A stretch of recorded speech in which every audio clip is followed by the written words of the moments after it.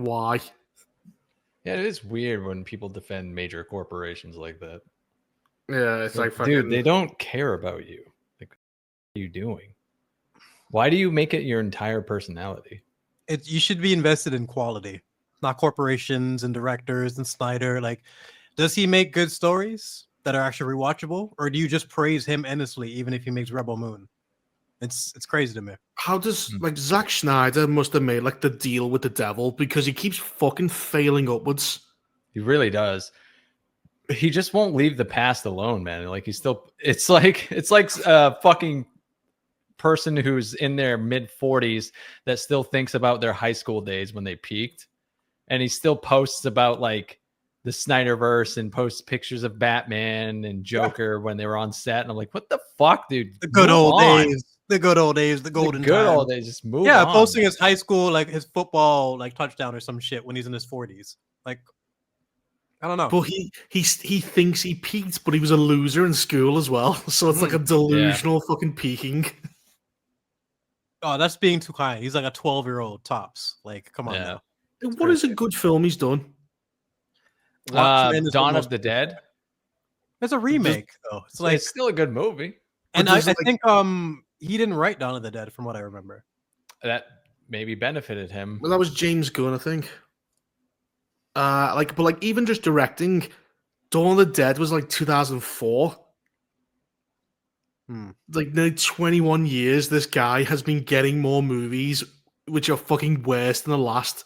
There was the Rebel Moon extended cuts, which I don't know how he got them. He then got, was it Army of the Dead, which is dog shit. He then did the whole fucking DC universe, which is awful. 300 is the only one I can at least say that had good bits in it. Yeah, that did. Did you ever see the sequel to that? No. Rise of the Empire, yeah. Nobody did. I made a video on 300 with Rebel Moon, and in 300, the slow-mo actually achieved things from emphasizing their battle tactics or highlighting relationships and whatnot.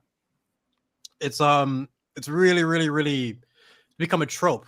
The way he did in Rebel Moon, it just makes the scenes fucking worse. Yeah. And my answer for that is Dan Henderson versus Mauricio Shogun Hua. You can watch that fight right now, and it's like you want to see two guys fight to the death. But it's one of those fights that just like if you wrote that, like people would say it's like too convenient, like it's one of those ones. Super, super excellent fight. Like Zack Snyder's getting to the point where he's making slow-mo of cutting hay. Yeah. Rebel Moon 2. Yeah. Fuck, man. How the fuck do you drag out that scene? It's already boring enough. And he's like obsessed with cinematography, but he makes all his films look like shit. Like he makes something expensive look cheap. Like he has this blare. He always puts on. Yeah, it's like the type of lens he uses where it focuses really close on the person he's shooting and it blurs in this kind of fisheye lens around it. It looks like total shit. I don't remember who said it, but it was on a stream. Someone mentioning that like he wasn't the cinematographer for a lot of the films that he gets praised in terms of the cinematography. Right. And then the ones he's done are actually shit. Like Army of the Dead is his work. It's awful. I never saw that, thankfully. Like everything's out of focus, and just cinematography alone is distracting and how bad it is. And then you've got the awful plot to go with it. So you've got an ugly film with a shit story. The only good thing is though, when's the last time the Western people have done fucking any good zombie show or film or whatever? It's Kingdom, isn't it? The Korean one? Oh no, you said Western. Yeah, it's Asians who are doing them all, like Train to Busan, Kingdom, All of Us Are Dead.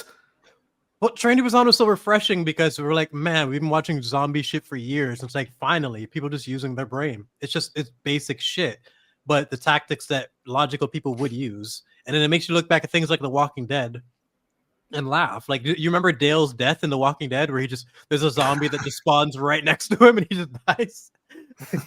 Shit like that. It's just we've had too much zombie content to accept that as the standard. Well, it's so far they really get into the whole contortionism. Like the actors get up and bend their backs and make them look all fucked up.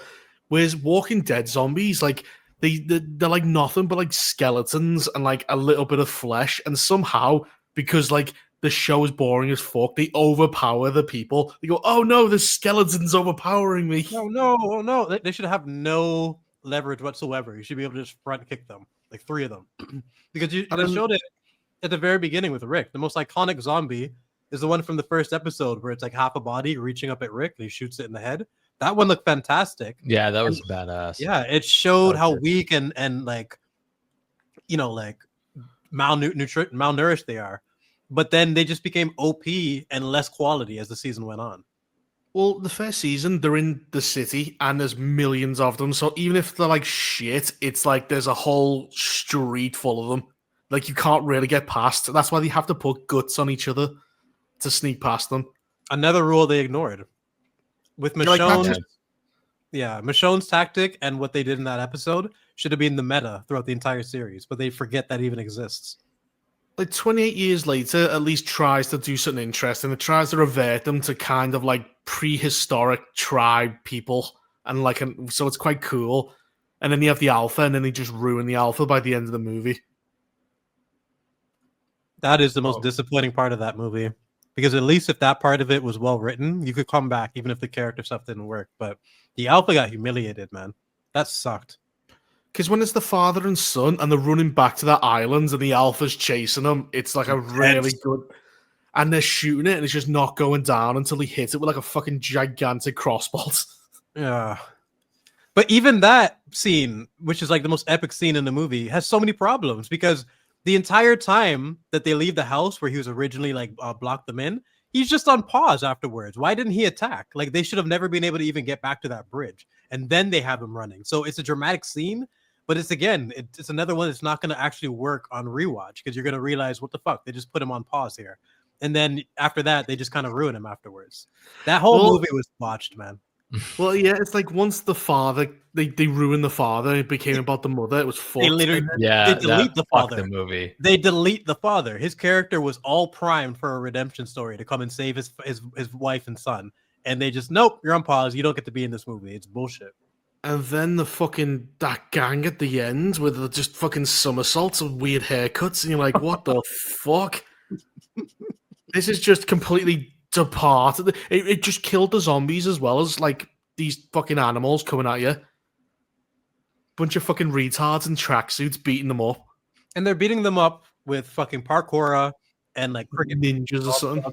So I'm like, okay, so you just established that these things are worthless. How can I be afraid of any of these things if you and your crew could just fuck them up?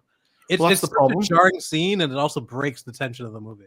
Because now you've only got alphas, which you can easily make docile with that fucking blow dart. They're giant dongs.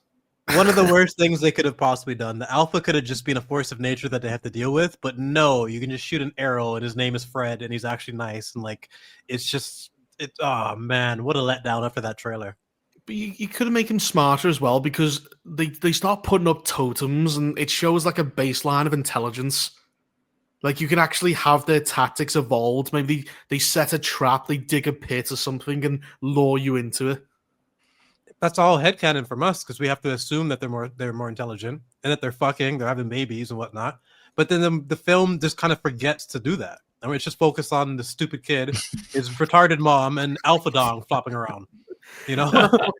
And that stupid asshole who took up like 20 minutes of the movie just to crack jokes. You fucking blonde bitch. Why did you come here? You wasted so much time. God, and like, they have Amazon and like everything's perfectly fine. It's like, why would no one invade England? This island you could take over. It's so fucking stupid. It's just a wasted opportunity to like. I feel like that's a franchise that people were ready to be rebooted. Like if you can do it up. We're here, and they screwed it up so bad. Like who's excited for the next one? Comes out January as well with fucking Nia DaCosta directing. Why is she anywhere near that shit after getting the marbles? Like go away, take a seat, lady. We got a few super chats. Hang on. Intent matters. Says Cynic, enough is enough. Watch Game of Thrones or we riot. I'll get to it. I get the idea of something being so popular that it slowly just loses all appeal. Yeah. But this is one of those ones where there's a reason, you know? It's just, so weird to hear your bipolar takes on it, like where it's just the greatest show ever, and it ends so horribly that it sucks. That's And then the whole story. That's what makes it Zack, such a cultural phenomenon. It was one of the best shows ever, and then it became one of the worst shows ever in a really short space of You time. nailed it. so crazy. It's true. That's part of the reason we're so traumatized. Because like It's most like- shit things are shit from the beginning. Not like one of the best shows I've ever watched in my entire life that means something to me, and then it turned into trash. Because like you're talking about shit losing its momentum. We used to wait 2 years per season, and we would wait patiently, no problem. Take your time. No other show has that type of respect. Where like after 2 years, you still have your enthusiasm at 10. You know, No? it's like going out with a pretty girl who's slowly dying. Well, like, Yeah. you discover you go out with her for about a decade, and then you discover suddenly that she has a brain tumor, and Yeah. then she dies. Yeah, And Yeah, you got like and 1 week left with her, and during that week, she's gonna be a fucking cunt who's completely Yeah. out of character. And then you become look back at it and you demented. think, well, I can see the symptoms now. I just didn't diagnose it at the time. Yeah. But Yeah, like- you don't have to watch it alone either. It's like 50-50 women and men audience. Like girls like it too. You Alright. can I've watch said it with this a partner. before. She'll like it as Okay. well. I think Amy would like it more than you, and I literally referenced the point. Like Platoon agreed. The Egret and John stuff is top tier drama television. On top of the fact that it's a fantasy show, it's the drama stuff carries it. It really, really is a drama show first. she's That's in the just other room. I'm on gonna the- text her and see if she wants to watch. That's not the way to do it. Do it. Fucking- Well, I'm not gonna get up and go, just We're go on a show. "Hey!" Just "Hey, scream at her. woman, we're watching a show later. You got it." Give her the old Bobby B backhand, and then she's in. I just want you to eat these fucking words. I want you to watch season 1 and be like, okay, yeah, this is just the character work alone, even if you're not a fantasy guy. And for me, my cousin told me that he watched it and he hates fantasy. He hates everything. He's more cynical than anyone I could think of. I love fantasy. So from that, I knew that it was going to be something that was enjoyable for me. But like the character work is just top notch. There's no other way to describe it. All right, I told her that I said you won't leave me alone about it, first of all, No. and I said that they said you'll love it too. So Yeah, but like that makes you sound a victim. You swore an oath, and you fucking just to get you out of your fucking cave and be social. Well, I could be playing Emerald by now and fucking losing 90 hours of my life Instead, you have to talk to us every day. to in the get a Discord video chat. out and get. I've learned it. Just flip the video, tilt it 1 degree, and Oh, I get Fuck I get past copyright. all of it. Get past I'm all past all- copyright. Yeah, it's now saying I've got a high accurate rating. It goes, is the swearing? No. When there's tons of it, and it just ignores because my accent must be horrible, so it can't even translate what I'm saying. It just goes, I trust you, and I'm like, yeah. Just flip it, tilt it 1 degree. I've had nothing works, but green man. since. It gets worse the longer the video is, though. Like if it's under an hour, that works basically 100% of the time. If it's over an hour, it sometimes works. If it's over 2 hours, you have to start flipping different chunks of it to different degrees and changing lighting and stuff, and then it thinks you're using a different source, and so it gets confused. Yeah, but And I'm if not you- smart enough to do a long one, so I'm lucky. If you have a certain percentage of a certain scene, no matter how much you chop it up, it'll just flag that. Like you have to be careful with some of that too. Because even if you chop it to shit, they will just like somehow bypass that and count it as a flagged video. I was getting I'm like just tricky. 2-second clips claimed on my All's Fair video. They are going ham on that one, Platoon. By Is the way, that worth covering then? I mean, no, I'm not talking about worth as in, is this a great work of art that needs to be covered? I'm talking about worth covering as in, is it funny and does it perform well enough to justify doing a video? does it perform well enough? 100K views in like 4 days. Oh, it's not too bad. It's not too bad. It opened to like 60. And I think I'll probably do so. It'll probably end at like, in a month, like 150. So I don't. It's up to you, but Yeah. I'm probably gonna do a second video on it. I was gonna do like it. I was gonna do it in 3 episode intervals, but I'll probably just do one more video covering the rest once it's over. In like 10 weeks' time. Yeah. Well, yeah. Well, it's 6, but yeah. 6 weeks' time, yeah. I've Yeah. just seen your thumbnail. It's horrific. It is, isn't it? I was thinking, what's all fair? And I'm gonna watch a video. It just looks horrendous. Yeah, It's that on- fucking The it's thumbnail- so show is funny. horrendous. Yeah.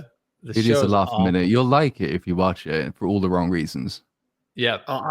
I've got to watch Hazbin Hotel, and honest to God, Don't do that. Why are I you doing have. that?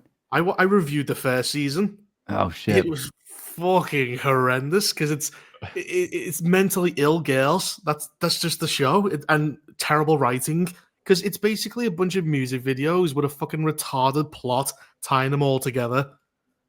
Like this one, Charlie keeps going, I'm going to redeem people and send them to heaven, but heaven has already come down and murdered demons. So I'm like, why do you want to redeem them if you think heaven's full of murderers? Doesn't make any sense. The plot just carries on like it is. Dude, All's Fair truly is the She-Hulk sequel we never wanted. Oh, I've got to watch it. It's I want She-Hulk your level review bad. then. So funny. That's the type of nonsense we're talking about. Yeah, She-Hulk was It is. special. It is. It's really funny in the it's so horrible kind of way. It's so much worse than She-Hulk. Really? Yeah. Oh, absolutely. The first line of my video is "Move over, She-Hulk." There's a new fucking sheriff in town. Wow. And it packs so much in as well. It's like every scene is just, this is the worst of humanity. It's great.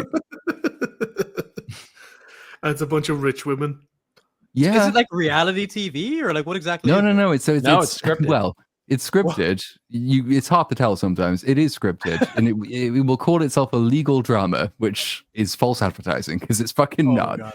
But it's just a succession. Is it Kim Kardashian and Yeah. the other two, Naomi Watts, and the fat one. Glenn Close, the fat, The fat black one. chick. That's the one. The fat one. She'd worked all these years, got to this level just to be known as the fat one. They're just walking cleavages with no Pretty much. morals. And Yeah. they go around basically taking cases from other rich women. And obviously the common theme is how evil men are, except that in every single instance, They've the women cheated are on their horrible. husbands. The women are there's- horrible. They take the cases for these women who have cheated on their husbands and they're the victims and fleece their husbands for like hundreds of millions of fucking dollars. Yeah. And they're Oh the my victims. God. And And that's it's one of under the first guise of ones. like, well, I cheated on you because the guy looked at me nice and you didn't go to my MRI appointment with me, you fucker. Yeah. What about my feelings? It's oh my God. This And sounds. that's this one of reminds me that's one of the She-Hulk. better, least immoral examples, and because it's one of the first ones. Like so, like she calls this random because they're all just rich cleavages, and one of them calls like the lawyers and says, "Oh, my husband, I want to divorce him." And then you go there and say, "Well, yeah, okay, so he's done nothing wrong. That's the first instance. It's just that she fell in love with a waiter or something." But then he gave her loads and loads of gifts to show her that he cares.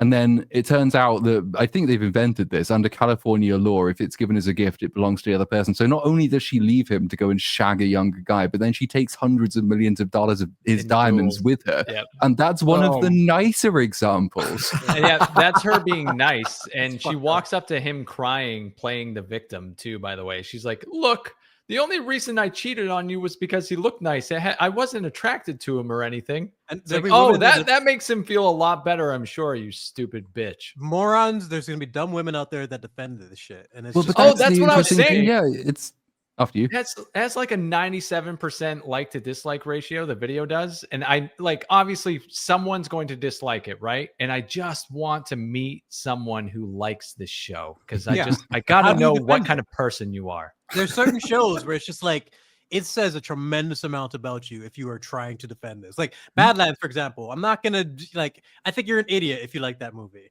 But She-Hulk or Acolyte, I think you're a terrible person if you like those shows.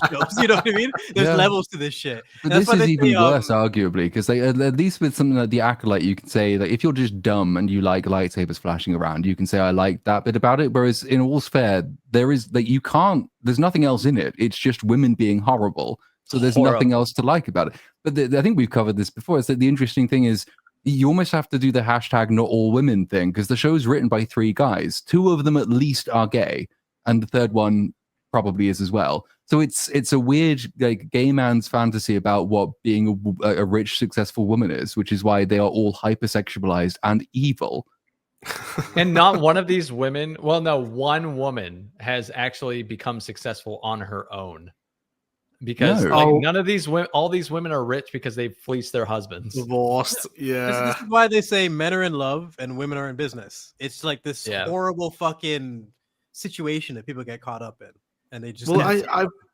I've always had like a woman. The second a woman tries to like join her husband's business, it's over.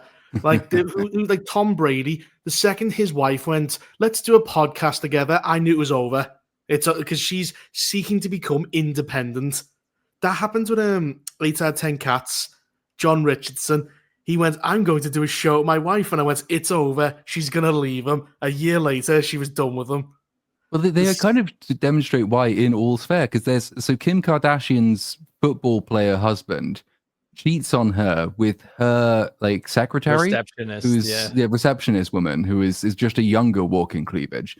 And then so Kim Kardashian goes around to her house, and within 5 minutes, they've both basically agreed that the receptionist cheated on her husband with the receptionist cheated on Kim Kardashian with Kim Kardashian's husband because she just loves Kim Kardashian so much, and then they both agreed that the guy's the one to blame in this situation, so they turn against him. They have this chant where they say back and forth, "Fuck this shit," and she says, "Yeah, fuck this shit, fuck this shit, fuck this shit," and they just keep going back and forth. It makes no sense. They just, but they're in unison. It's like the sisterhood. They agree. In woman logic, it makes sense. That's the thing It's- with these it's shows. like- It's the only way it works. It's like Agent Smith, where he's just making clones of each other. Yeah. Well, what's hilarious too is Kim Kardashian. She surrounds herself with all old, ugly women so that she looks the best. Like this is in the meta. Like obviously they hired, like who they hired were a bunch of people that are objectively far less attractive than Kim Kardashian. And she's an executive producer, so obviously she's the one who picked everyone. Yeah. And Half she doesn't the have planet talent. is an executive producer. There are 17 executive producers on this show. Is that true? 17? Yeah, 17 I counted. Well, looks is all she has to offer. She's not going to have other people overriding her in that department because it's not like she has talent to ride on. Oh, she Yeah, I doesn't. noticed that too. She's seen putting together a her husband's mistress's nursery. Oh, yeah, because she gets like- pregnant, doesn't she? Yeah. Yep. Oh my God. And so does Kim Kardashian. I forgot. So because her husband decided that he didn't want to be with her anymore, she and him had embryos made so that they could have a kid later in life through IVF. And she fucking forges his signature because, you know, he's evil because he's a man. She forges his signature and has an embryo injected. So she's going to make him a father, even though they're getting divorced. But it is the kind of show where I wouldn't be surprised if the punchline for all this is that actually she does it just so she can get an abortion, and then she just waves a dead fetus around from a balcony, proclaiming the glory of women. It's that kind of show. Sounds like a Satanist show where they all worship the devil or something. Fucking awful. See, this is now convincing that I really need to do a video because it's just funny as fuck. There's so much of it. Like, is it There's in so episode much. 2, I think, is the one where a woman obviously comes to them and says, "I want to get a divorce from my business partner husband who's really, really rich." And they're like, "Okay, we'll find some dirt on him." And then in the next thing, it's like, "We can find nothing that he's done wrong, but he is kind of kinky with his sex stuff. So we'll just threaten to blackmail him in front of his lawyer in order to secure the divorce." Yep. That's illegal, Yep. and you've done it in front of his lawyer, but apparently this works. What the fuck? Yeah, and they blackmail him for going to see a dominatrix, which they encourage and love that there is a dominatrix, but they shame him for going to one. Like, Double what standard. do they think of the point of a dominatrix is? Did they just sit around in leather not seeing men? Oh, God. they do the girls do that all the time. They call you like a virgin if you don't pay for a stripper. It's the weirdest fucking thing. Yeah, they say, I quote, when they find out that he was seeing a dominatrix, she goes, "I love that for her." What does that mean? They just loves that someone is beating up a man, basically. Yeah. This show is something you all should check it out for sure. They don't even care about the context or the reasoning. Just a woman having control of a man is like this most incredible, empowering thing for them. Oh, It's just- well, they are completely like they're not self-aware of what they are doing. They just constantly say shit like, are all men just absolute shit in the end? And then Glenn Close's character, her husband is dying of cancer and she cheats on him. But he's the good one, though. He's the one good man because he's okay with her cheating on him. So like he's dying, Right, and he's he's fine a with it cuck, because he's a pussy. and that's okay. So if you're a He's- cuck, we approve of you, pretty much. Yes. Right. Yeah. He's the good one. Ah. And she tells the sisterhood that she cheated on him, and they all completely dismiss it. Like, well, you didn't fuck him, so it's totally fine. Like, you made a mistake. It's whatever. Why The would you mental tell him about gymnastics. that? Why would you tell him about that? Yeah, you're grossing me out just by talking about this show. Just because I'm assuming it's not self-aware. They're taking this shit dead serious, right? Oh It's yeah, like, I mean, it's serious. Yeah. well, it's I as mean, serious as you can take. It's weird because it's almost they aren't really in any of the scenes they're in because none of them can act or anything. So like on the one hand, yeah, it's really self-serious, but on the other hand, it's really not because everyone just looks stoned basically the entire time. Particularly Kim Kardashian because her face physically can't move. It can't So move. she can't do any emotions or anything like that.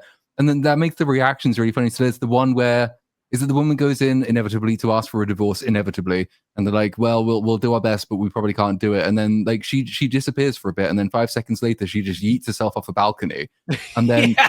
like all the main characters look over the balcony and they're like, "Oh no!" Oh, Anyway, darn. back to the episode.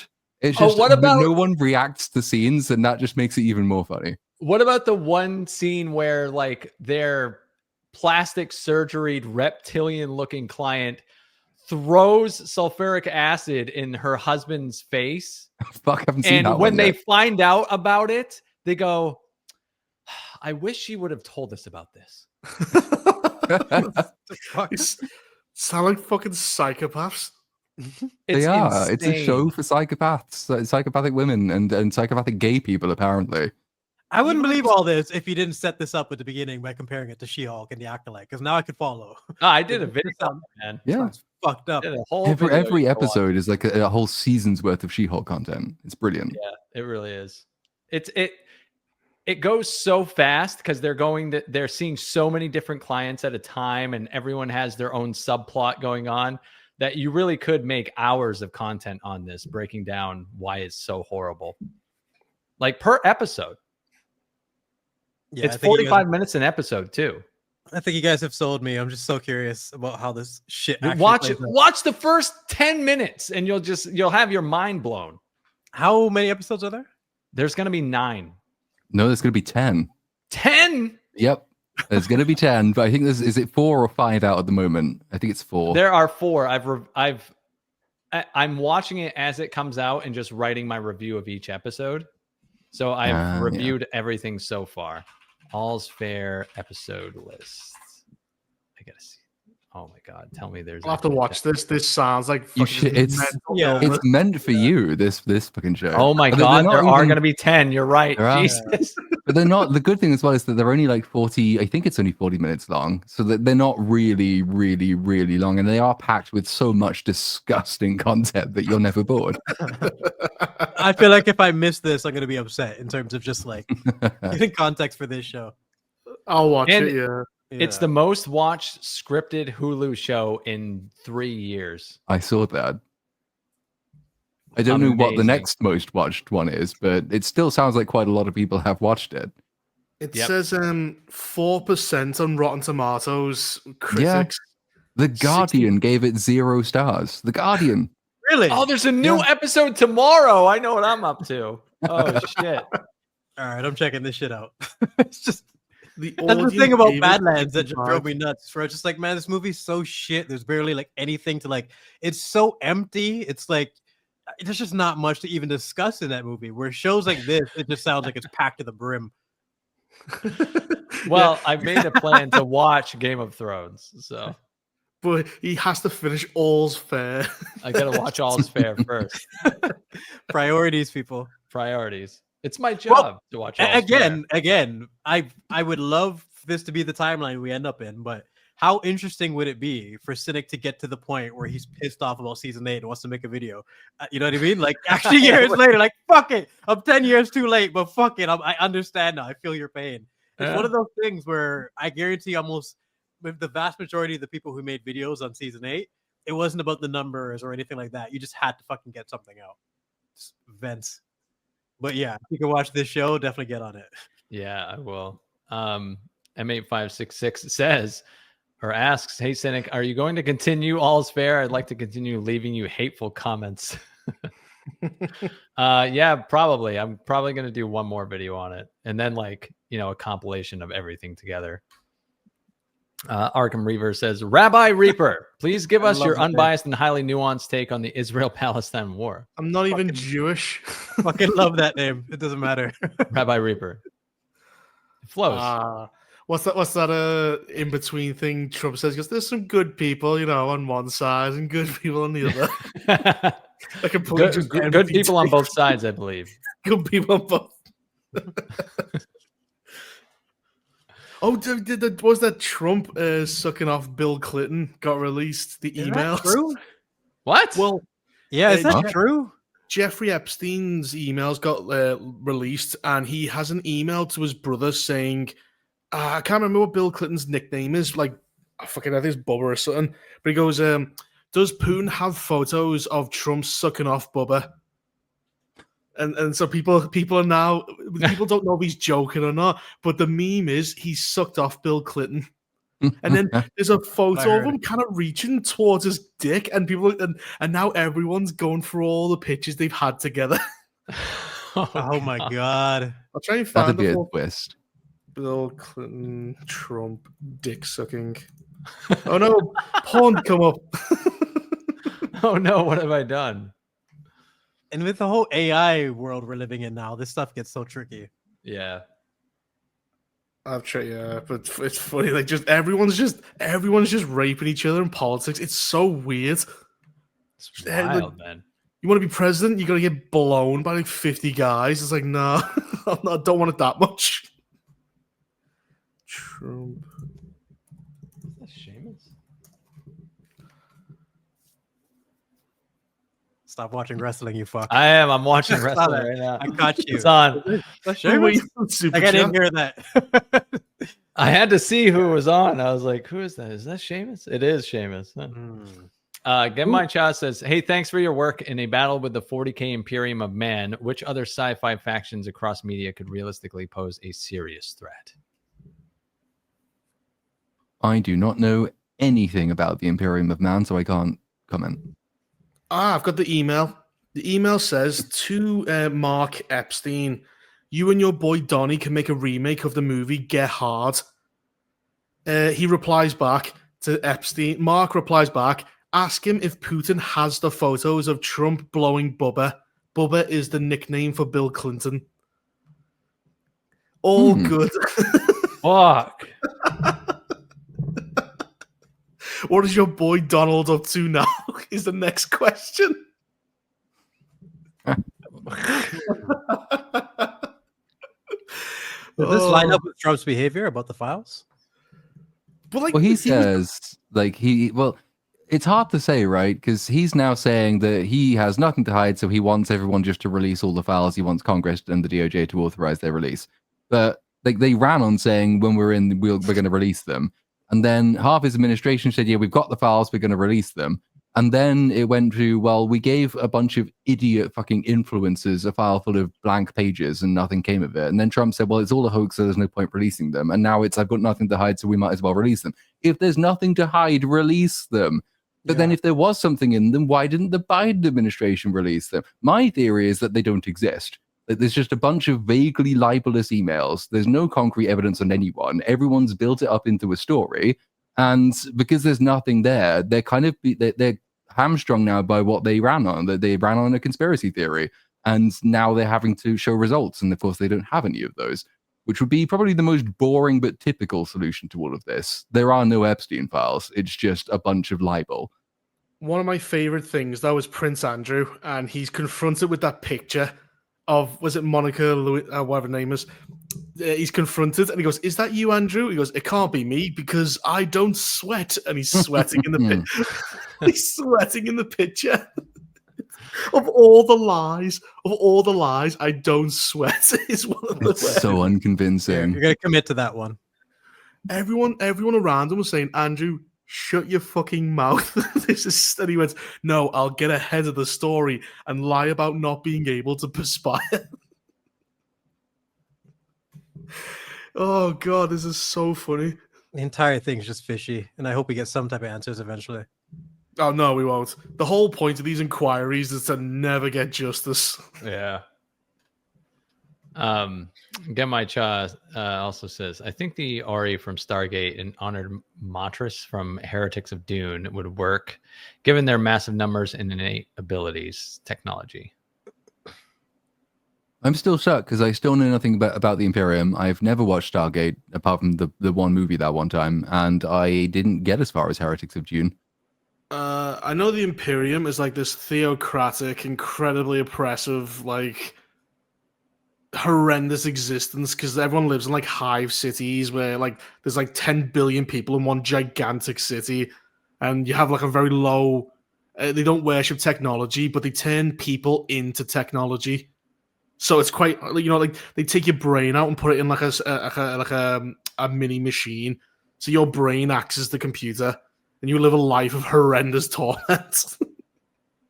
It's supposed to be like the worst universe you could be in 40k. Yeah, I've heard that. I've heard so many people say it's one of the worst worlds. Just What no is one more knows. urgent? What's more urgent to you guys? Well, Dune never comes up. Given the deal is only 2 episodes of Game of Thrones, I think that's way more practical. Because I'm out of the Dune space, so to make that video, I then have to go back and reread Dune and Dune Messiah, probably the next one, and then rebuild the videos that I'd started making, and then combine the stuff that's already made with essentially a full plot breakdown plus analysis of 2 movies. That ain't quick. So I think you can get 2 episodes of Game of Thrones done in that time. I probably could get it done, but that doesn't mean that it's more important. Yeah, it does. Yeah, but like he has to make a video. Yeah, You just have to watch a TV show. Wisnally P says today's Beast Up was special. Seeing Jedi in a do-rag talking about young bloods was unexpected but welcome. Also, fuck The Last Jedi. Yes, fuck The Last Jedi is right. Oh my god. And M8566 says All's Fair is the divorce episode of She-Hulk, but that's the show. Oh my god. Mm-hmm. Oh, I remember that divorce episode where he's immortal and he has what, like 50 wives. Was that the wedding yeah. episode too? Like there was Is that a the divorce dude who thing? jumped out the window? Yeah, it Yeah. ended with him jumping out of the window. Like fuck this show. Like that was the audience, pretty much. They were his lawyers and they just turned on him and gave all the shit to his wives. Yeah, but It's he's a man. Like that's it. That's the point they were making. Worst law show ever made. Sisterhood doesn't exist. They're all just they're all like parasites just feeding off each other in some horrible fucking cocktail of leeches. By the sounds of this show, that I've got to watch it. It sounds Yeah. awesome. Yeah, you definitely ought to check that shit out just for the giggles. Well, I don't know. It's like also simultaneously offensive to anyone. Like in episode 4, there's a trans character and the women get really upset that like Kim's ex is seeing a trans person and it becomes hyper transphobic. It's so odd because it's made by very liberal people. And like if you're a woman and watch this show, you should also be offended. Like it paints such a poor portrait of women. Yeah. is You should is be there a most payoff? offended. Is there a good payoff for it? Like, is there a reason behind it, or did they just screw up? What do you mean with the trans thing? Yeah. No, they're just straight transphobic. Like it starts the episode and then it goes throughout the whole thing. And like he actually has a nice relationship with the person too. So it's genuine. Yeah. Like he's happy and stuff, but they talk about how they plan on using it as like, as bait to get him to sign off on whatever Kim wants. Like we'll expose you if you don't. And because we know brands won't like this. It's so but do you fucked reckon up. by the I mean I'm assuming I haven't seen this far into the show, but I am assuming A, that character will return, and B, that they will realize that they've been bad women, and really what they need to do is embrace all women into the sisterhood, whether or not they have a dick.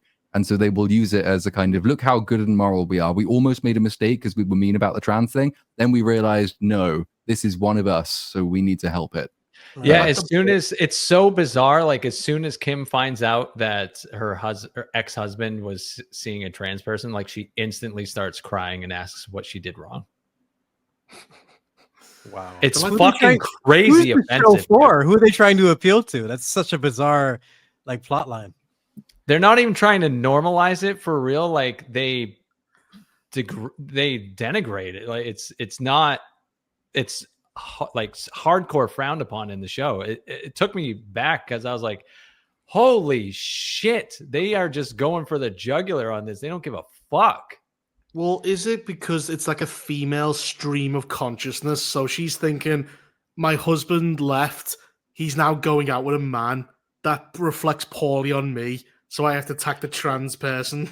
Yeah, to well, feel better. to feel better, their answer to that every single time is to go and buy something for themselves.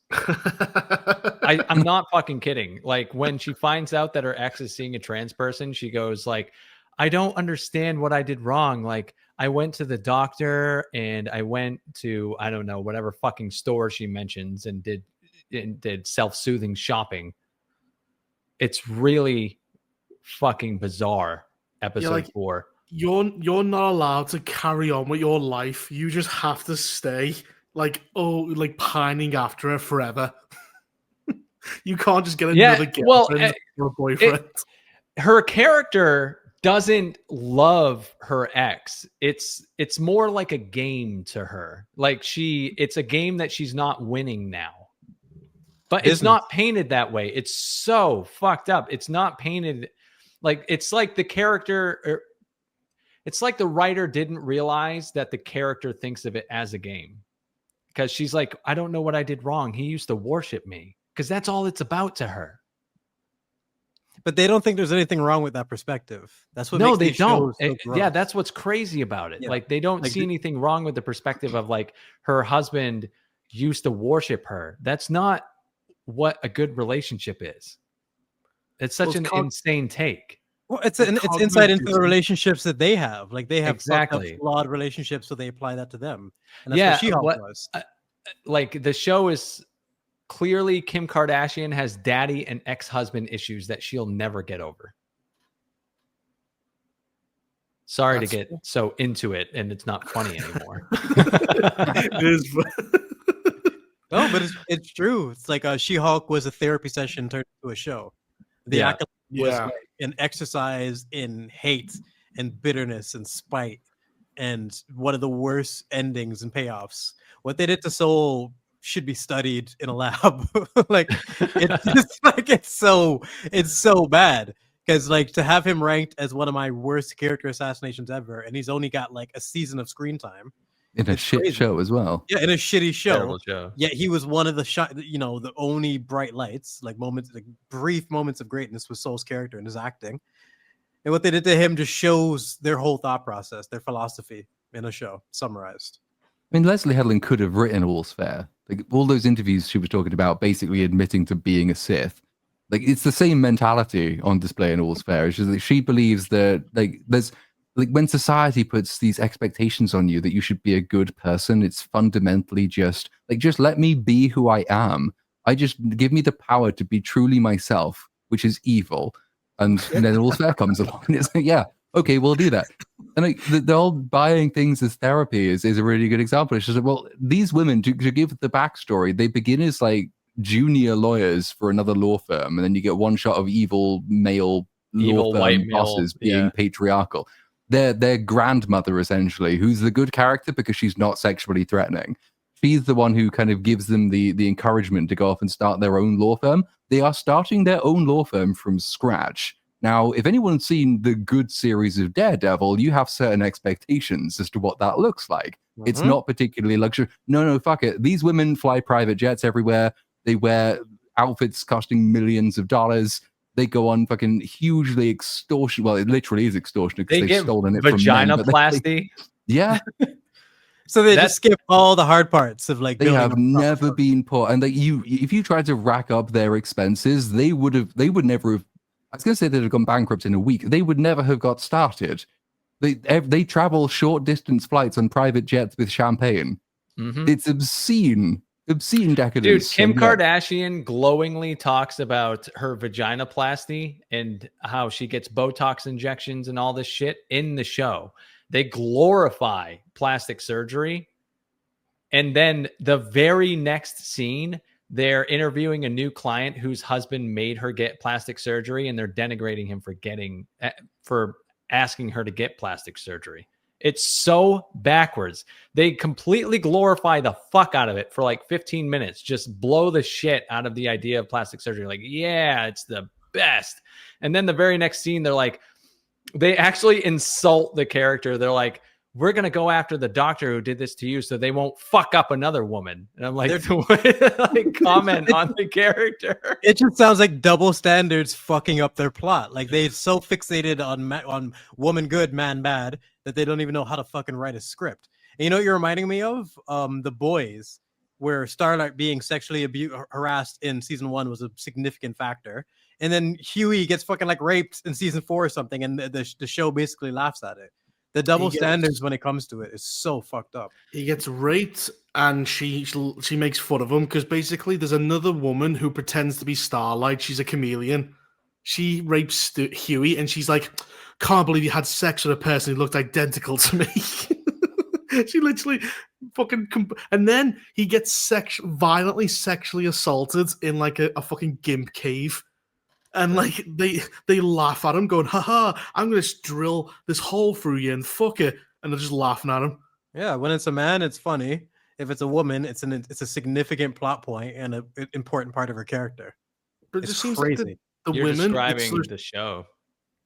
It's just any sort of rules or like obstacles is evil to them in their minds because they're unbelievably evil. It's anyone who tells me no deserves to die.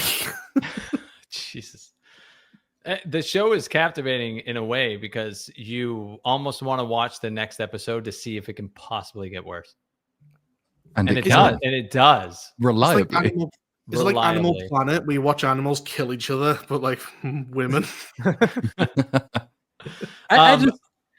Oh yeah, there's a fucking character. The diverse fat woman has 3 kids that she chose to be a single mother. She had a sperm donor because she didn't want a man, and she had 3 sons, and they all go to Ivy League schools, and she teaches them that fathers are useless. So I'm sure they're going to be great fathers when they're older.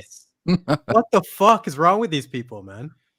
You serious? Like this is a character? I'm dead fucking serious. The fat black woman has 3 kids that all go to Ivy League schools, and she purposefully teaches them that men are useless and that fathers in particular are useless. There's a way you can phrase being a single mother, and we used to do it all throughout the 90s and the early 2000s. Good characters. Now it has to just be man bad. Man bad is the base of every fucking woman's story in Hollywood now. Oh yeah, and then like she goes out to like this dinner party for singles, and they're all cheering her on, telling her she's gonna get laid tonight. It's fucking bizarre. Fucking hell. This is the future. So they're trying to push. Like those kids will end up like Will Smith's son, where the best friend's fucking the mother or something. Jaden Smith. He's just a weird one, man. He just grew up in such a strange aspect of the spotlight with his father being Will Smith. And he's just, I don't know. Will's first son seems to be so much more normal if you've seen pictures of him and whatnot. Yeah, because they're not raised in Hollywood. They're raised like normal people. Exactly. But like, have you seen those videos of fucking Jada Pinkett Smith bullying Will? Like he goes, "Please stop filming me," and that's your dad's getting bullied by your mum. No, it's an interview of her saying how many guys she's fucked or whatever, and you see him like reacting. He's there like twitching, having a seizure and shit. Just fucking and freaking just out. like, are you kidding me? To have this conversation publicly, like, Yeah, and to watch him like swallow that truth, lie, like, oh, Yeah. What's Go the ahead. what's his name? He slapped Chris Rock. Chris Rock, and Chris Rock did the tour, and he basically said, "We've all been cheated on, but nobody's been interviewed by the person who cheated on them." Exactly. Hey, I sucked someone's dick. How does that make you feel? How does that make you feel? Fucking, it's so bad. It makes it so much worse. And having to see that reaction live is because you can never think of Will Smith without having that attachment. It's like a plague on his career, his legacy. It's funny because he is laughing when he makes the joke, and you see Jada Pinkett Smith and her eyes roll.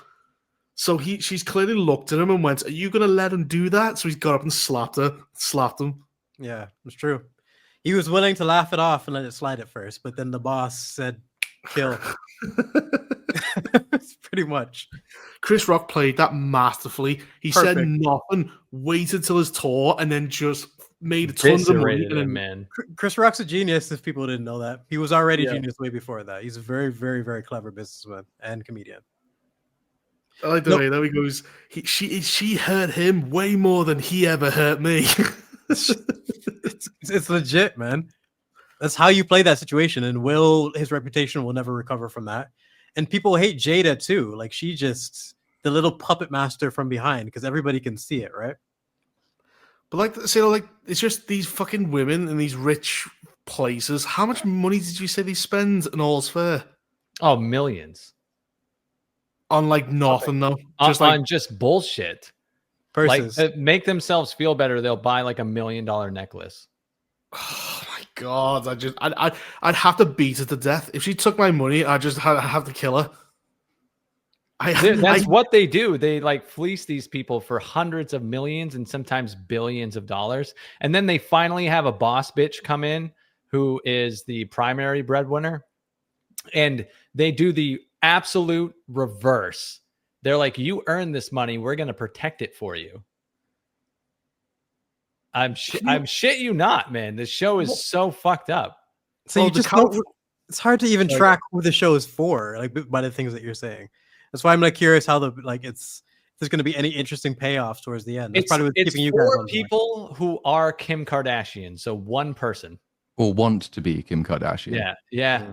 Which is probably quite a large number of single aspiring upper class, but middle class, single metropolitan women who are very, very upset with the poor life choices that they've made. Let's see how many downvotes this video has. Hang on. Let me go see. And I'll tell you how many people like this show. This is super scientific. How many people liked my video? Well, that's, yeah. Hard science. How many people like the show? It's 65% on Rotten Tomatoes, the audience score. 1,000 ratings. 65 is not good, though. But there are 67 downvotes on my video compared to 5.6 thousand upvotes. So there are 67 people that are like, "Fuck you, this show's great." Science. Isn't that the average YouTube audience 90% male? So I feel like the women who are likely to watch this show might be slightly underrepresented amongst the people who view our channels. You know, maybe my audience is 85% male. I have a reasonable, not really reasonable female audience of 15%. Thank you very much. Yeah, but it's not like your stuff is all movie reviews. There's a lot of women that are interested in celebrity breakdowns and certain things, right? Yeah. I remember having 10%, but that's because I'm just incredibly sexist, and it seems to attract more. Yeah. Yep. You know, this dumb bitch, and like, ooh, he's so handsome, he's so nice. Some girls just like vulgarity, man. It is what it is.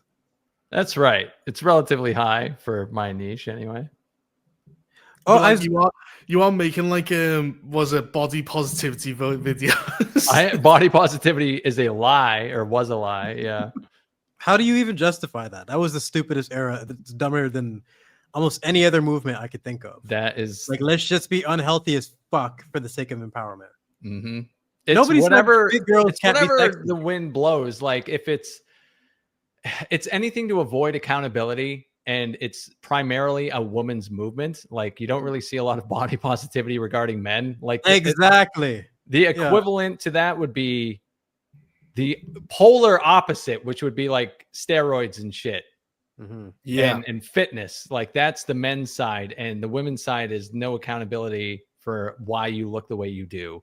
It's body But positive. women also sabotage other women. Like, they go, oh, you look amazing. And what are those fucking negative compliments? Yeah, Ooh, you they got always really tell the thick women who thighs. look uglier than them that they look good. Ooh, you're really courageous to wear that. I don't think I've mentioned this story probably before, but I don't think it was here. It was when I was working at Good Life. These two girls came in and they were training under my boy Kyle, is Ashmini and Candy. One of them lost 80 pounds and changed their entire life. One of them tapped out after a few weeks and became a fat fuck. And they both came in as fat chicks. One of them is now a hottie, and it destroyed their friendship because we can't be friends now because you're hot and I got left behind. And I'll never, ever forget that because they were so tight. But one of them went the distance and completely changed their lifestyle and everything. And they just couldn't see eye to eye anymore. It destroyed their friendship completely. Well, they So don't have like friendships. They have alliances. You know, like a fucking Game of Thrones. Yeah. Yep, we are on this level, but now that I've reached this level, we're not at this. You know, like friendships are very flaky like that. That's why you watch your ass when it comes to that. It's part of the reason a lot of women like having friends with like men. They'll have like 2 or 3 girlfriends, but they just don't trust women overall. I think the body positivity movement has failed because of Ozempic, and I think that a lot of people, particularly me, don't like it because when you see someone who's thinner or looks like they're in shape, it's an identifier that they are disciplined, and Ozempic shortcuts that, so you can't necessarily. You're cheating. You're cheating. I know a fat girl on Ozempic, and I said to her, because she basically went, I can't have these, they're just like killing me. I went, let me try one. Worst thing I've ever tried in my life. Because basically you eat it on an empty stomach and then you feel incredibly sick. And if the problem is you still feel hungry and then you also feel sick at the same time. But if you eat anything, you throw up. It makes you throw up. What the fuck? That's And I just went, who the fuck would take this voluntarily? I didn't even know you could take it in like pill pill. I thought it was all I didn't subcutaneous injection. Yeah. No, And I know that they recommend that because you're supposed to start on like a low dose, I think, and work up. So that I imagine, if you like jump onto apparently a swallowable but quite high dose, you probably will be throwing up quite a lot because they don't recommend that. It's like forced bulimia basically in a pill form, and that's so fucking unhealthy for your body in so many different ways. And it's not going to change the habits that made you a fat fuck in the first place. You have to actually address those issues first. Because I thought it was funny. I went, go ahead, let's see Ozempic, let's have a go. And then I was perfectly fine. I went, nothing, because you're not supposed to chew it. You have to swallow it whole on an empty stomach. And I think because it's an empty stomach, it prevents you from like basically digesting anything. So I just went, you know what? This is nothing. I'll have a ham sandwich, like a small one. And then 2 hours later, I was going into the toilet. Are you sure that was Ozempic and not some weird fucking freaky Liverpudlian off brand? It wasn't like a drop of acid or something. It was proper Ozempic. Basically, and then you feel sick and you can't digest anything. I just went, who the fuck would take this? It makes you like incapable of eating. Because if you eat anything, you throw it up. And then you feel sick the rest of the day. So you don't want to eat because you feel sick. And I was like, just go on a diet. It's so much easier. It's not worth being ill. One of the most important parts about a diet, not just like eating like proper whole foods, is getting your metabolism on point. If your metabolism is fucked, you're not going to lose weight at all. And that pill shit, what you're describing, sounds like it would completely derail your metabolism. It's like just wreck you. Yeah, your system is not meant to be fucking forced into puking like that. I'll try to find the box. It's not. I think it's basically called like Monjaro or something like that. Oh yeah, Monjaro's the other one. There are multiple now. Yeah. Yeah, it's basic. It was prescribed by the doctor, and I just went, just lose weight. It's just crazy to me. Like all these people always the video I'm making is about the hypocrisy of it all, because obviously I cover people that were formerly body positive that are now on Ozempic and don't give a fuck about that anymore, because now they're on a health journey, but they were previously healthy at any size. They were already healthy according to them.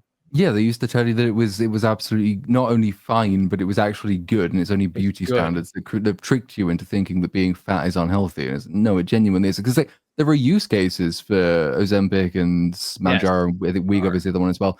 Many like totally legitimate ones. If you are a really unhealthy weight, for example, and it's like really, really very bad for your health, it's a speedier way of doing something that would otherwise be way more difficult. You still have to combine it with your lifestyle changes, because if you don't do that, then you're not going to get considerably better.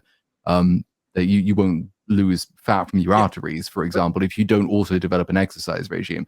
So for people like that, absolutely useful. For some older people who maybe still do quite a good amount of exercise, but their metabolism is basically slowed to nothing, I wouldn't consider it any worse than general cosmetic surgery is.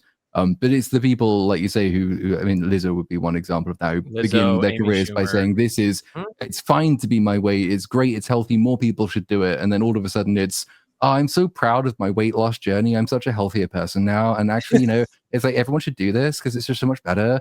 It's like, fuck you. Yeah, they're full of shit. Lying, formerly fat fuck. I say that in my video, actually, fuck you to them. Mm-hmm. Because it's a frustrating double standard to spot. It's so frustrating, man. Well, they can't go off Ozempic or whatever the other pills are called, because they get the cravings. I've seen so many girls get fatter after they get off it because they lose the weight. Exactly. That was the point I was going to make. And they go, I don't need her anymore. And then suddenly, bang, they put on weight again because they feel cravings. And you'll get cravings and you'll get side effects as well. Like it will get, if you take it for a long period of time and then you suddenly come off it, then not only will you just get your standard level of hunger back, but you'll get an increased level of hunger back because you haven't developed an actual, it's not a psychological thing in that sense. You've just sort of skipped the psychological process, which again, in some circumstances is fine and really useful, but not for these people. And your metabolism will be even worse afterwards. It's just a horrible cycle. The type of person who's going to take Ozempic isn't the type of person who's going to be disciplined with like a fitness routine and a proper diet in the first place. So all those habits need to be fixed. You can't just take a magic pill, change your lifestyle like drastically for a short period of time due to fucking puking because of this fucking pill, and then expect to just not have those changes go back once you're done. It's just you're going to go back to those same stupid habits, but it's going to be even worse now because you're going to be dependent on this fucking thing, and your metabolism is just going to be wrecked. It's also the obnoxious double standard of people who say when they were fat, they were saying it wasn't because of what they were consuming. They would say, I'm just, whatever. I'm just born this way. It's X, Y, Z. And then as soon as they have something that controls what they fucking eat, they are suddenly skinny now after, 6 months, 8 months of being on this thing. And it's like, oh, you just weren't disciplined with your food consumption is what you meant to be saying all these years, where you were shaming everyone into your body positivity movement. It comes down to discipline no matter which direction you're going, because there's guys will do the same thing, like, oh, I can't gain weight, my metabolism's I'm a hard gainer. I'm a hard gainer, I'm a endomorph. Like you can't let those things stop you. There's so many different things that you have to, like, people have set the path for us in terms of learning bodybuilding and whatnot.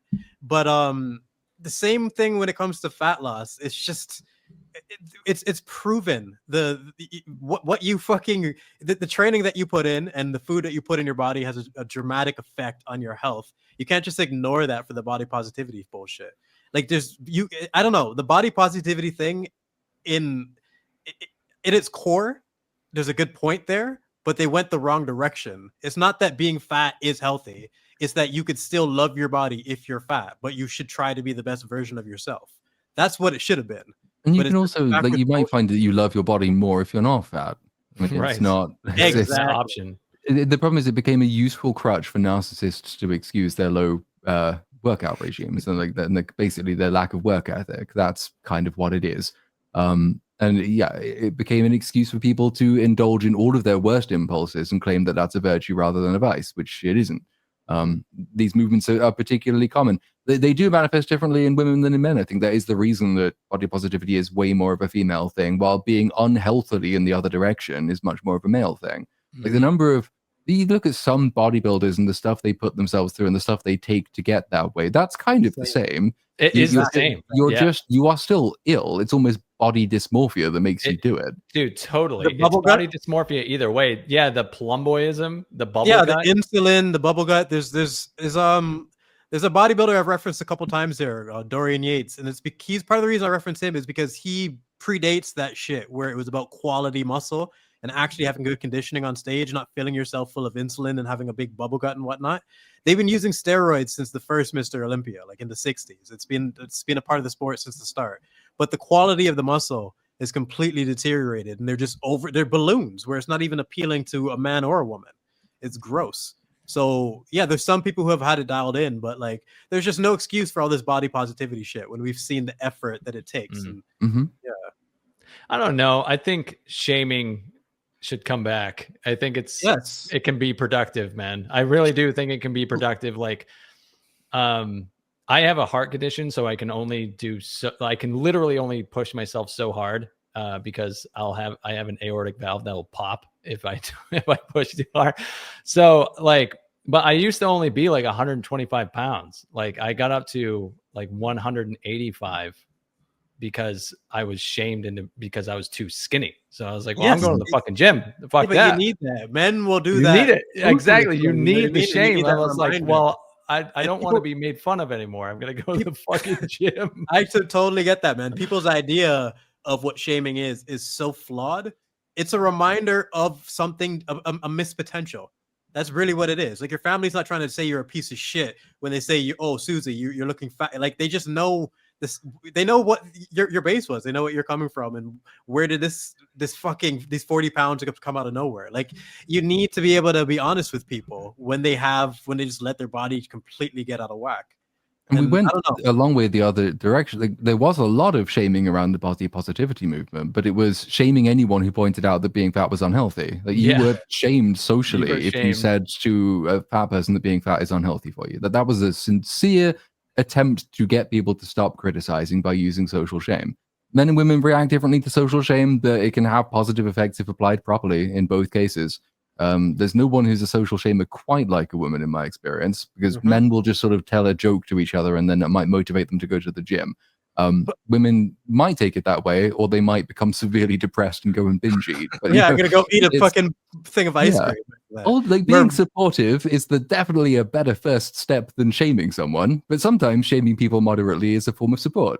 And you don't have to go to the gym either. Like I put on so much weight during lockdown. It was really like I've never been fat, but then during lockdown, because I was living on a boat for years, eating just pasta, came home, stayed with my dad who just cooked every day. I put on something like 6 stone in 3 months. It was ridiculous. I got really unhealthy, felt like shit. I hate going to the gym. So I started off just doing stuff that I looked up online at home, and then I got a trainer, which obviously is not within everyone's means, but you can do all the exercises you need to do, you can do with the comfort of your living room. You don't need a trainer. All the knowledge is there though too. There. Everyone can benefit from a trainer if you want to push yourself to the next level, but you can change your body at home with just little tweaks to your lifestyle and little bit of exercise at home, even just body weight stuff. And all the knowledge is online. There's just no excuse for anyone not to go do their research. Also, it's like 90% nutrition. Like the workout is an hour, 4 days a week to put on some muscle mass, like 4 or 5 days a week. If you're really pushing it, it's mostly nutrition to control your weight. I have, I really think the order goes training, genetics, nutrition, and then supplementation like steroids and all the other crap after that. Like that doesn't do anything if you're not putting definitely last. But genetics is a really underrated element. And if you do have bad genetics, like you're going to gain weight if you just take 3 months or so off. Like you have to be aware of that and like look at your body objectively and work on your weaknesses.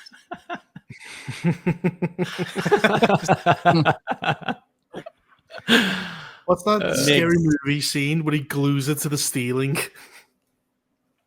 The most epic comes is either that or the Silence of the Lamb fucking like the fling. The fling. Jesus. Accuracy.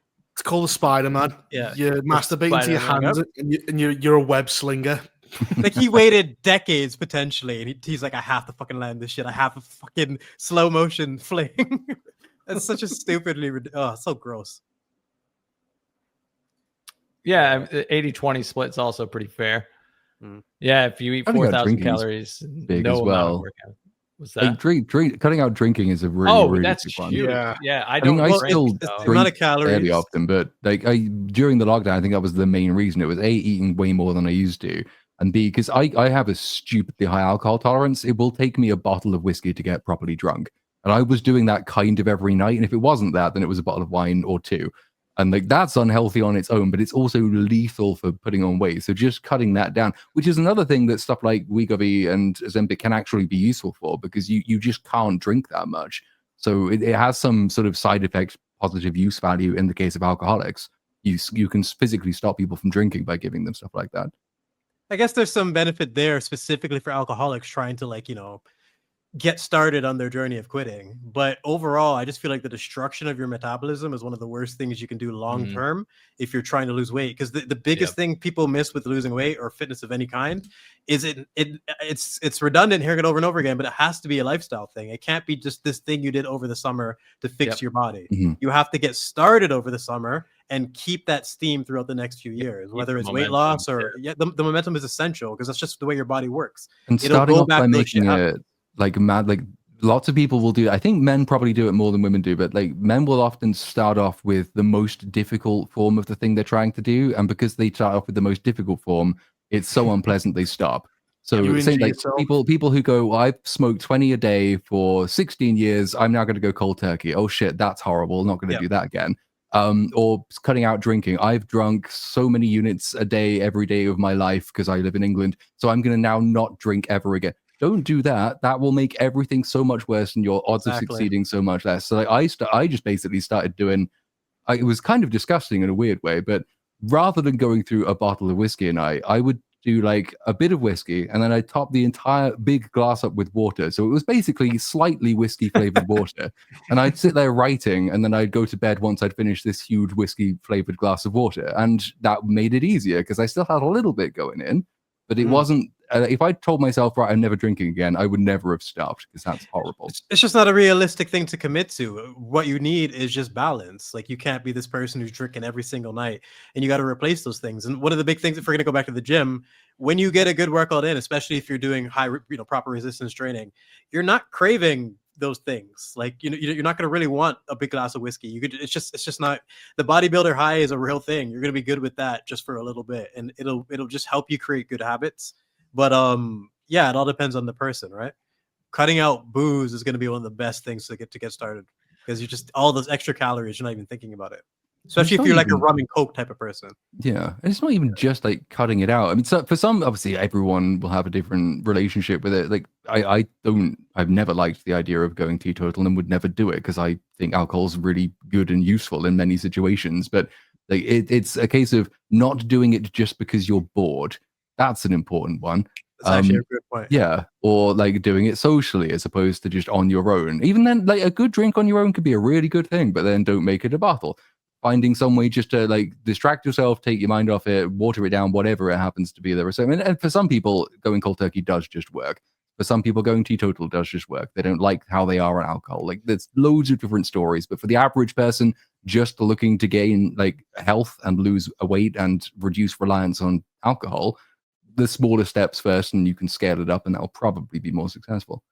Yeah, one step in the right direction. At least acknowledging the issue as well too.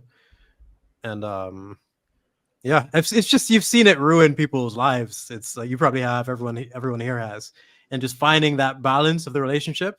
I've always been lucky. I have a whole fucking bar behind me. I'm not even tempted to drink right now. I've always had a really good balance with alcohol, where it's like just a couple drinks on the weekend. I used to be a hardcore alcoholic, like hard fucking core. I haven't drank in 10 years now.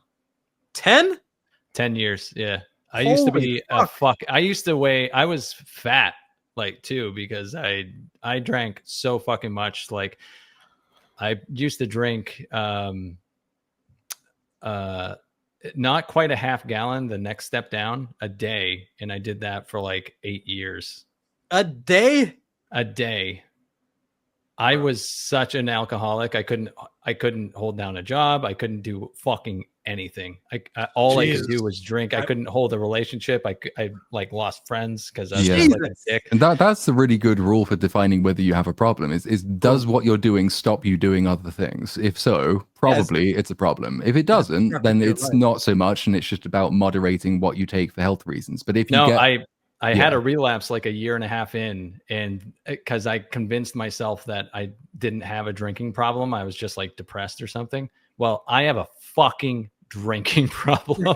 I got brought to the hospital like when I relapsed because I drank so fucking much. I got brought to the hospital like 3 times. I was like hiding booze. I couldn't it was a nightmare. So it's been 10 years. I haven't had a drink. That's good, man. That's crazy. Yeah, it's crazy. I'm a lightweight when it comes to drinking. I get drunk easily, and then I turn all giggly. I go like that. I'm a fucking freak. I could drink a lot, and I could also get drunk off a little. I could do whatever any way I want. I'm really good with hangovers. I could work out the next day, and like I've always been that way. I've been at so many parties where people are just passed out, and I'm still smoking weed, having like a shot or whatever, just chilling. I don't know. I can't do it, man. I drink to get drunk, like blackout drunk. I drink I learned really early that I'm like, I don't need to get hammered. I could just, a good little buzz. And I've had a balance really, really well with that. I started drinking early, like in like my teens, but I was never an alcoholic. I always saw so many alcoholics around me where I saw my sister's friends partying, and like I would go to take a piss as like a 7-year-old or whatever, and I'm stepping over her drunk friends to go to get to the toilet or something. I'll have people crying, people partying, using my skateboard and falling down. So I was just like, man, alcohol is fucked up. I'm gonna like it does weird things to people, but it's nice to be the one with the high alcohol tolerance because like you're just the most responsible drunk. It's like usually I used to at university all the time. I would drink as much as everyone else, but it was kind of my job to make sure that they didn't kill themselves. Or like one of them gets really drunk and wants some noodles, but I'm not going to trust her near an open flame, so I'll do that for you because I'm a nice drunk. Congrats to Someway, by the way. Someway 3 years sober. So congratulations. That's amazing. Yeah, no. I get to the point in the night where I drink blackout and I fast travel home and I never figure out how I get there. I get to a point because I go, right, this is boring. I'm going to go to bed basically by drinking and then teleporting there. See, opposite again, but it's also one of the reasons that it's just good. I think I just don't get massively drunk. I have a very good drunk memory. It actually used to be like an ancient Persian saying, "Beware the drunk with the good memory," because they can tell you everything that just happened the night before, and then you will hear it again, and you will be horrified because you don't remember what it was. But I do. So much blackout material. I just wander off and get home somehow. I've always been decent, like with the memory in terms of after a night of drinking. So the idea of constantly blacking out, that would freak me out. Like it's just, I had that happen like once, and it was an epic night where we were mixing grape sambuca with cinnamon Goldschlager. So cinnamon liquor with grape liquor. It was like the stupidest fucking idea ever. Every one of us was fucking puking and shit. And the last memory I had was me recording my friend laughing at him puking. But then apparently I woke up like halfway inside the house, halfway outside the house, puking in my sleep, and that's how my mom found me. But I was in my bed perfectly fine. I was like, "Oh shit, it was a great night." Well, so, I used to always climb over because I never had a key. I used to climb over the gate into my back garden, sleep in the grass, and then it was like winter, so I'd wake up and I'd be like almost dying, but like. It was always my friend went to like meet this girl, this bird he met online, and he basically said, "Oh, we need some courage." He went, "Let's get some liqueurs in. That'll make us all charming and fucking suave and shit." Yeah. And I just remember he ended up in hospital with hair. Oh god! I somehow disappeared after doing a somersault off a table, and that was and I ended up somewhere else. I always get home drunk and I don't know how. That's the problem with teenage drinkers. They're fucking idiots and they just don't know what the fuck they're doing. They get a bunch of That's where I started, man. Yeah, in my teenage years, and then coolers, liquors, all that shit. Like it was always quantity over quality too. So I just buy the cheapest liquor because I could buy the most of it. Old English. Oh my god, no! It was like 5 o'clock vodka. Oh god, that just sounds cheap and fucking It is fucking cheap. It's like the worst vodka you could ever buy. It's just like rubbing alcohol, but it was high alcohol and a lot of it. I could Have you buy ever a heard half of Old gallon. English? Yeah. Old English, for anyone who doesn't know, would be an 8% beer, a liter of it for like $7 or $8 or something like that. So you'd get like 2 of those and you're on fucking Pluto. Like you're just fucking done.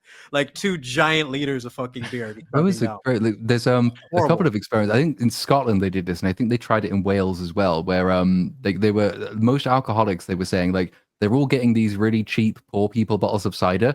So what we'll do is we're going to slap minimum unit pricing on these, and effectively we're going to make them way more expensive. But what we're also going to do, because we are retarded, is not implement that policy for spirits. So what they did was they drove up the price of relatively low percentage cider to the point where getting the same amount of vodka was cheaper, and they had a worse alcohol problem than they had when they started. Who could have seen that coming? I know one time I got absolutely shit faced with my friends, and I think we destroyed about 3 streets on the way home. We like smashed lampshades, you know those kind of like signs where it says "This is the road." Kicked one of them up, threw it into someone's garden. I went fucking crazy one night. We Fucking terrorized madman. like 3 streets, and then we came across a bridge into a there's like a river, and he fucking suplexed me off it into the water. Oh, shit. Jesus Christ. I got up and threw him in like a Jason at the end of Jason 2. I came up and I grabbed him. I've never done anything like that. My mum goes in for like light antisocial behavior when she's drunk. It's but like in a kind of weird and charming way.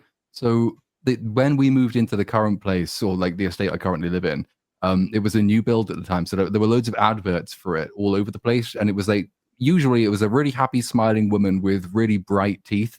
And my mum, if she was drunk, would just go and just draw like with black marker over one of the teeth to make her look like she'd lost a tooth.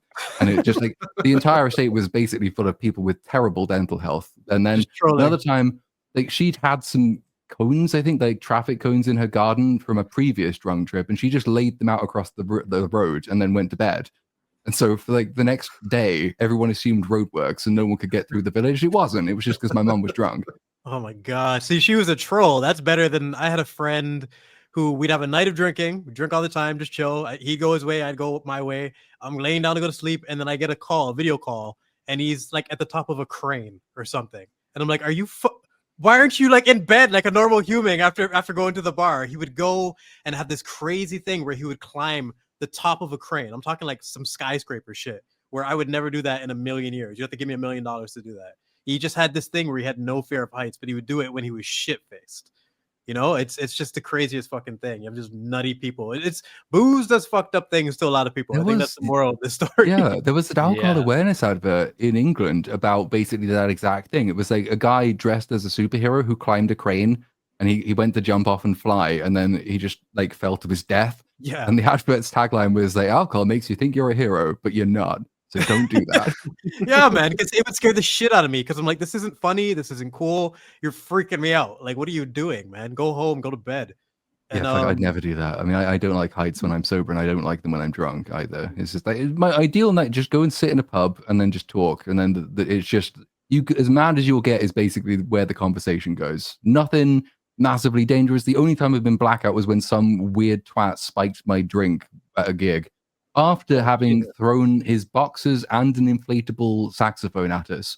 And then he bought me loads of drinks, and then he spiked one of them. But I still walked home, bought 20 McNuggets, and then got back. 20 McNuggets will fix anything. Oh yeah, that'll do it. Immune. But like I did a little mixology course last year or the year before. I can't remember at this point, but I've learned quite a bit in the last little while. And like my biggest recommendation for people is the more you learn about booze and like the quality alcohol, the better your relationship gets with it. And then you drink less because you're pickier about the things that you drink. Most people drink just to get drunk.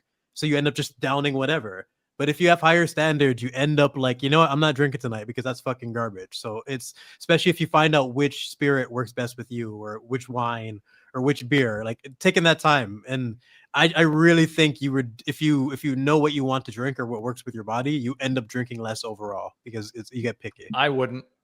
Not you, Yeah. not That's you a have an good alcohol problem. I'm talking about people who can normal balance people. it out. All right. Yeah. And Fair enough. quick recommendation since we're talking. Buffalo Trace. That is some Oh, I've heard of that one. Yeah. glorious bourbon right there. Mm. And Nika by the Barrel, 51% Japanese whiskey. It's absolutely fucking glorious. It's got such a just distinct flavor to it. But I'm going to look that one up. Might avoid the 100% bourbon check because I don't believe that good bourbon exists. So This I'll look is- up the Japanese whiskey there. you are high as a kite, Platoon. This is some of the best bourbon you're gonna find. It's just vanilla glory. So yeah, these are two of the easy recommendations. We did have a couple super chats come in. It's O the C to the E, or I to the C to the E. I did Ozempic injections for 9 months. Reaper is correct. And what happens? I did lose 30 pounds. It's amazing. Yeah, you would if you throw up all the time. It does affect different people differently. My mum's tried, I think Mounjaro is the one she's tried. Yeah, And that makes sense. Yeah. it was, I think she found it mostly okay, but then it's up to a certain dose, and then it sort of has those same effects where you just feel really sick. Which sort of like she didn't go up any further than that. I'd rather try ketamine again. No. But how do you know One- between those two people which one of them also ate well and like exercised during that, while the other person just took Ozempic? Like, how can you tell? You know? I think you can tell because it's one thing to lose weight, but it's another thing to, say, gain muscle mass, for example. So if a really fat person or an older person who's quite fat just takes Ozempic, just loses weight from basically not eating, they will lose a lot of weight really quickly. But you know how you can tell when people do that if they don't also work out, because they just get really scraggly and everything hangs and it just looks disgusting and the skin's too big for the body. Whereas at least if you're doing exercise alongside it, because you're building muscle mass, you're compensating. Like sometimes you can even put more weight on because of the muscle mass you're gaining. But, Yeah, you but your just look metabolism is better. increased because of that. Yeah. Your body looks so much better because Yeah. you're actually shaping it out with muscle, and then you can slowly burn the fat off properly. And yeah, you're that replacing the fat you fat can keep with off. something else. You're not just Exactly. losing fat and getting horrible turkey skin. And so Fucking I think you can bags still and- tell the difference between people Yeah. who do it one way or the other. Well, it's meant for diabetes because basically your pancreas is about to shut down. So they're like, just get the fuck Yeah. on this before you Right. die. Just get on that. And then there was a shortage for a while, which is really funny in a really bleak way, because you get all those poor diabetics who desperately need it. And it's like, move over, diabetics, because Amy Schumer needs your medication now. Sorry. That's fucking ridiculous, man. Oh yeah, you can sell Ozempic for like fucking 100. It's shocking how high it goes. I said actually, I should yeah. mind to sell them. Yeah. FCE comes in and says, "Hail legends." It's good to Hello, see you again. hello. Hello. Hmm. I still need to talk to this guy about Predator Badlands. I want to know how you Yeah. It's disgusting deck. Stupid ass. movie. That's a disgusting deck you got there. Oh my god. We were talking about it briefly offline, just real quick. Platoon. Did you see Frankenstein? Not yet. No, it's on my list of this week things. Yeah. Are you familiar with the story or the book or anything like that? Yeah, it's one of the, I mean, if I was to cover it, I'd have to reread it because I haven't read it since I was pretty young, but I remember a fair chunk of it. I believe he changes the ending quite significantly for the movie. Well, one of the things that he does, like pretty much one of the worst things he does in the book, is removed from the story. And I think that would have added like a really great element that the movie was missing. Because Reaper, you were agreeing with me, right? About fucking it got a bit too Pixar for like 20 minutes there. I was just like, come on. Because you compare that to the opening scene, which is like, whoa, I wasn't expecting this shit. Like, give me more of that. I just think it could have went down a darker road and we could have got a great film instead of like a really good one. Well, it kind of. I think he was saying it defeats the whole purpose of the story, which is like playing God, and he was too busy asking if he could rather than if he should. Because it's not even about like bringing back the dead. It's like some sort of unholy creation of science. It's just being a dickhead. That's the story. Just don't be a prick. Just a cunt. You can bring back dead people. Just don't be an asshole. Is the story. Yeah, I really missed hitting that theme home. But other than that, there's a lot of elements of it that are fantastic. It made me want to know more about the original story, and that's always a good thing. But yeah, he's more like a superhero in a way, because it's not just that he's dead; it's that his hand blows off and it regrows. Like he can heal from any wound. Yeah, he's fucking. I want to see him on one of those combat showcases. He's OP as hell. Yeah, he's got Wolverine and he's like super strong. Yeah, which is what once the way they established that, you would think they would use it a little bit more. Instead, we got like a Disney movie kind of in the middle, you know, like a good Disney movie, but still a Disney movie nonetheless, where we could have got something darker that utilized that. The opening scene was I don't know. It depends. It might not work for everyone, but I thought it was pretty awesome. You? It's pretty good, yeah. Although he's sexy Frankenstein, isn't he? But yeah, that's another thing. He's a bit too fucking handsome. What's going on there? But in the books, apparently that's what the original design was like. Pretty sure. So what Mary she wrote it that way. He's quite attractive. Well, I think this adaptation, even though it doesn't look like the original like lurching zombie, I think this is a more accurate adaptation to what the book was. I think. But I was just from a random. I'm trying to remember whether it's been so long. I don't think the book version's particularly beautiful or nice to look at. He looks like a giant Sebastian Stan. It's like a big, scruffy Winter Soldier, pretty much. Like kind of, yeah. When he starts off, he looks like the engineer from Prometheus. Yes. And then he becomes more Sebastian Stan. Yeah. He sort of got turned into a bunch of like the typical Frankenstein's, like the Hammer horror type Frankenstein, who is just this mishmash of weird features which don't work together, and he looks very clunky and generally horrible. But I think, yeah, the book's somewhere in between the two. Honestly, I need to reread it. It's been so long. Well, no. Either way, we'll catch up probably next time when you see it. Can all together. Yeah. But I'd still recommend it. We were just nitpicking certain things there and there. But, yeah, it's funny. We were nitpicking the shit out of it, and we all were like, "Yeah, it's pretty good though." Yeah, it's good. We all kept but isn't that our job? It's part of the reason we do this. You can't help. You notice this shit, right? For me, the nitpicks. The purpose of it was like it could have been great, and that's part of the reason we're talking about it. Well, yeah, sexy Frankenstein. He was a bit too hot. What's going on? Well, the actors are great in it. It's got a fantastic cast. Charles Dance, you've got Christopher Waltz, you've got Oscar Isaac. Bro, Reaper, I can fucking smash this bottle right now. Is that like not the 10th time we've get like this tiny window of Charles Dance? Like, can I see him get a full performance? Yeah. Please? Like, what the fuck? Well, he still has I thought he still clearly has that Tywin presence, but we can't get a character. It's just what the fuck? It's just wasting them every single time. Well, there's only like one Tywin. Like, what other role is even close to that? Nothing. But it sucks to see his talent as an actor kind of just get pissed away because he hasn't done anything in like a decade. And he's getting older as well. You only got so much time with him. That's part of the reason I'm so picky on it. The clock is ticking on him, you know? Willem Dafoe, he gets so many good roles, so it's not something to be bummed out about. But imagine if Willem Dafoe was being wasted. That's how I feel about Charles Dance. He is pretty fucking good. I need to go get something to eat. You all ready? Yeah. I need to sleep. Oh, yeah. I met the sex offender today. The sex offender. We forgot about Totally forgot about that story. Well, it's not like an interesting story. It's just I've realized I'm a cold-hearted capitalist because plastering needs to get done. Everyone's expensive. I found a guy who can do it quite well for half the price. The only downside is that he's on bail for groping a nurse at his mother's deathbed while his wife was outside the room.